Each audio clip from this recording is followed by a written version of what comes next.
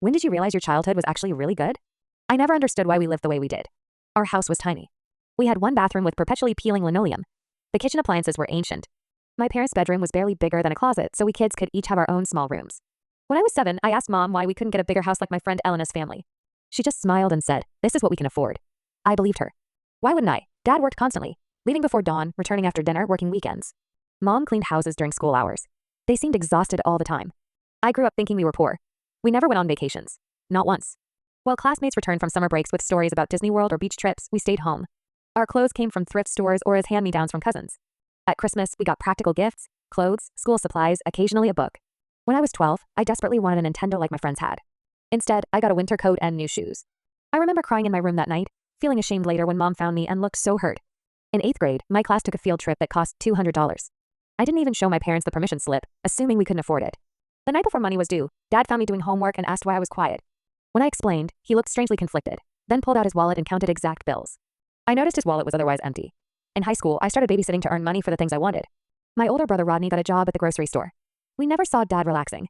He was either working or fixing something around the house. Mom darned socks instead of buying new ones.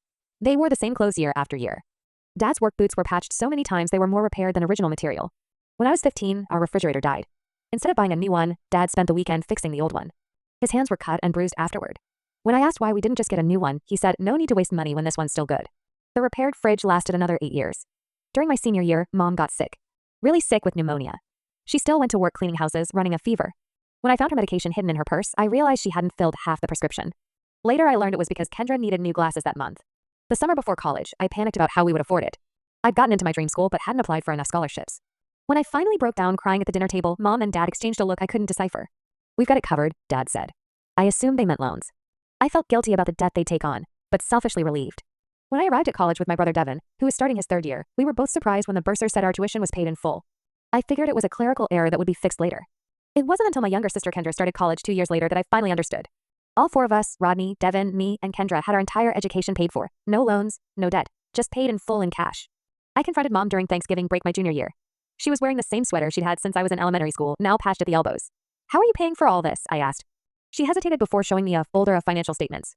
For 25 years, they had lived on $30,000 annually and saved everything else. Dad had worked 2 jobs since before Rodney was born. Mom had cleaned houses while raising 4 kids.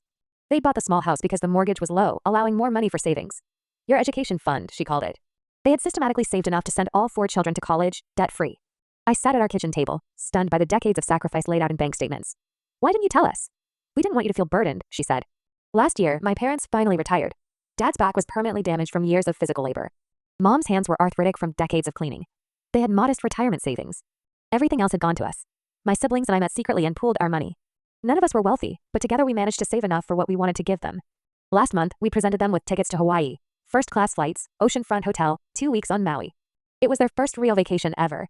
At the airport, Mom stared at the boarding passes in disbelief. When I explained they'd have a room right on the beach, she started crying. "I never thought I'd see the ocean," she whispered. Dad tried to refuse, saying they should save the money. Rodney took the suitcase from his hand. "You've saved enough," he said. The morning they left, Mom hugged me with those work-worn hands.